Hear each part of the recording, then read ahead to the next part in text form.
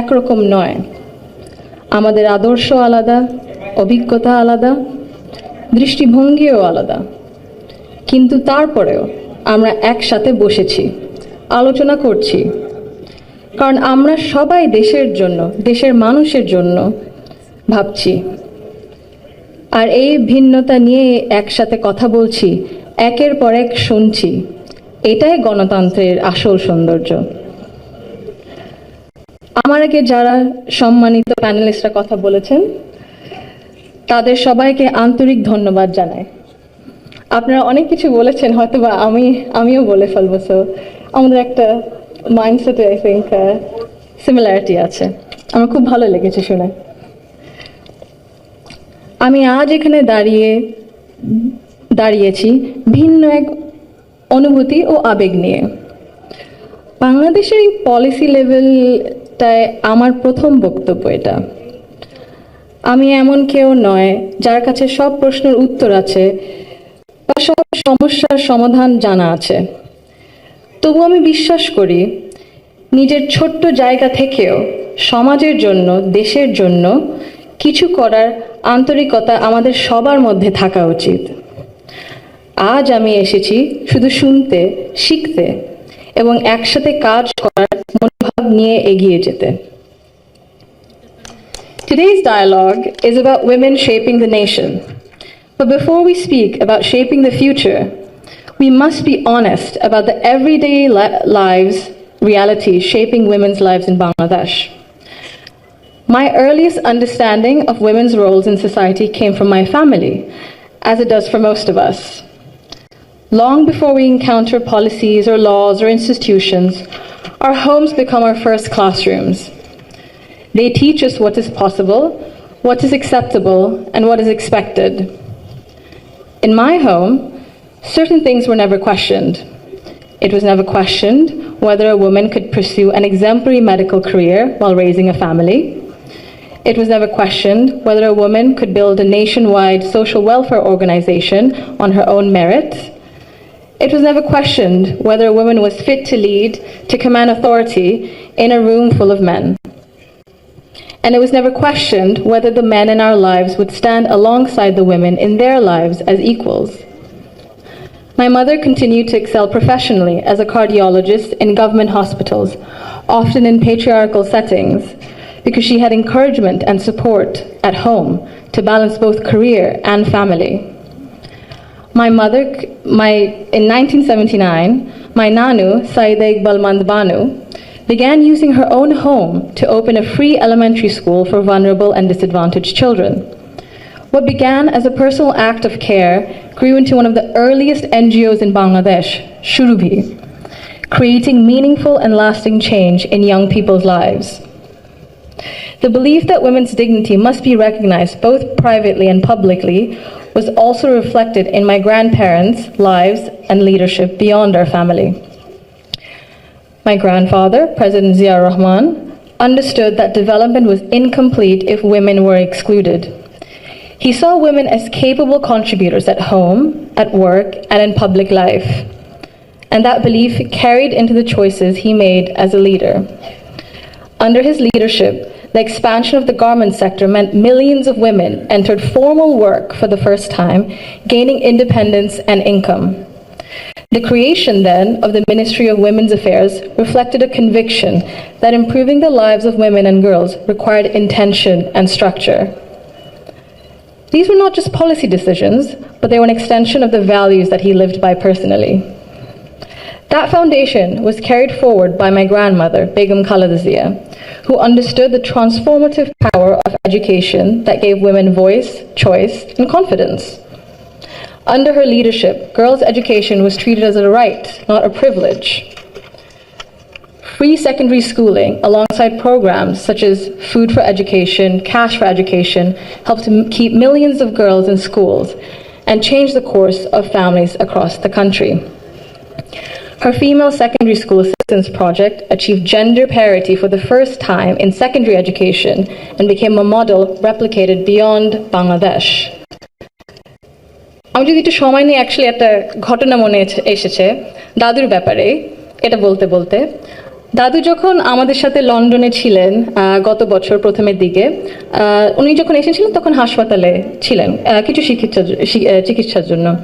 ওখানে বিভিন্ন দেশ থেকে নার্স ছিল, ডাক্তার ছিলেন, এবং একটি নার্স ছিলেন নাইজেরিয়া ওয়েস্ট আফ্রিকাতে। আম্মা আব্বা একদিন দাদুকে সকাল সকাল দেখতে গেছিল, তো নার্স তারপরে বলেছে যে, ও আমি তো আপনার মাকে চিনেছি। বললো কিভাবে? আপনার মাই প্রথম ইলেক্টেড প্রাইম মিনিস্টার বাংলাদেশের না? আম্মু আব্বু তো অবাক, হ্যাঁ আপনি কিভাবে জানেন? তো নার্স তারপরে বললো যে আপনাদের যে উনি যে এত কিছু করেছেন এই মেয়েদের শিক্ষার জন্য, specially primary education, food for education, cash for education, এগুলো আমাদের সরকার ওই 35-30 বছর আগে দেখে ইমপ্লিমেন্ট করেছিল। আর ওই কারণে লক্ষ লক্ষ মেয়েরা গ্রাম অঞ্চলে, ওদের দেশে গ্রাম অঞ্চলে বিভিন্ন জায়গায় সদরে এখনো শিক্ষা পাচ্ছে, অন্তত প্রাইমারি এডুকেশন লেভেলে। সো ভাবলাম একটু শেয়ার যদি করি, এখানেই করবো আপনাদের সাথে। জি। She also understood that education alone was not enough if women were not supported to remain in public and economic life. Supporting women to access credit, build livelihoods, and grow small businesses mattered. So did recognizing the realities of motherhood, of childcare, and that required systems being strengthened around maternity leave and childcare, which she did. That is because women were made to choose between family and participation in the economy. For me, these legacies show the values that I saw both reflected at home and in public. I was privileged to grow up surrounded by exceptional women, confident, capable, and accomplished. I was equally fortunate to have male role models, including my father and my grandfather, who valued those women and never felt threatened by their strength or ambition. In fact, the four most important people in my father's life, in my opinion, have been women for decades. And he has treated them with deep respect and reverence, not as an exception, but as the norm. Because of this, I grew up with what I now recognize was a skewed understanding of society. Living between Bangladesh and the UK taught me something important. Policies and access alone do not create equality. You can expand education, pass laws, set national targets, but if social norms and daily expectations and mindsets remain unequal, empowerment remains fragile. This is not about overt discrimination. Inequality often survives through habit and comfort, through what feels normal. In Bangladesh, women still perform around 85% of unpaid household and care work, spending over 7 times as many hours as men on this labor each day. This work is valued at 19% of our GDP and remains largely invisible in economic planning and national decision making. This makes something very clear. Gender equality is not a women's issue, it is an economic and national issue.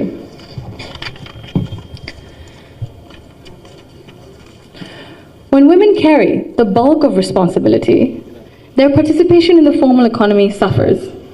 Despite significant gains in girls' education, women's labor force participation in Bangladesh remains below 40% compared to over 80% for men. Women are far more likely to step back from paid work after marriage or childbirth, not because they lack ability or ambition, but because systems assume they will absorb the cost. This imbalance begins early. Girls are expected to adjust their ambitions around family needs, while boys are rarely taught that responsibility and care are shared obligations. Over time, this became structural and progress stalls. Women are already leaders, and many of those leaders are in this room today. Women who have carried institutions, families, movements, and communities forward, generation after generation. Bangladesh's progress bears your fingerprints, even when history has not always said your name out loud. This brings me to a central point. Belief means nothing without action. To the men among us, our fathers, our brothers, our sons, our husbands, our colleagues and friends, your support for women's rights matters. Your celebration of women's success matters, but equality cannot survive on words alone. If systems and expectations continue to rely on women's sacrifice as the default, inequality continues comfortably. Fathers, in particular, I believe, have a unique role in breaking this cycle. I'm an only child, and I never was once made to feel that my parents wished for a son instead. My father once scolded someone for even asking that question. He understood that while I was treated with respect and care at home, the world outside would not always be the same. So he made sure that I could navigate it with confidence. What shaped me were not his speeches, but his consistency. Through his daily choices, he showed me what I should expect from the world. This is how change becomes sustained. When men confront in our lives, in our homes, unconscious bias honestly and model their behavior through respect and action, they create space for women not just to survive, but to thrive. In Bangladesh, the cost of inaction is visible. Girls' dropout rates sharply rise during adolescence. Women in public life, in leadership, face harsher judgment. In Bangladesh alone, there's a statistic that 78% of women have faced harassment online, primarily from Facebook. Education and opportunity collapse if inequality at home and in mindset remains untouched. And for a country facing climate change, economic and political pressure, Bangladesh cannot afford to sideline half its population through exhaustion and social expectation. When women are welcomed rather than sidelined, they do not only change their own lives, they change the future of their families and the future of the nation. If Bangladesh wants progress, not symbolic success stories, but sustained national development, then empowerment cannot stop only at classrooms, only in offices or policies. They must reach our homes, our institutions, and our mindsets. And it must be the responsibility of all of us.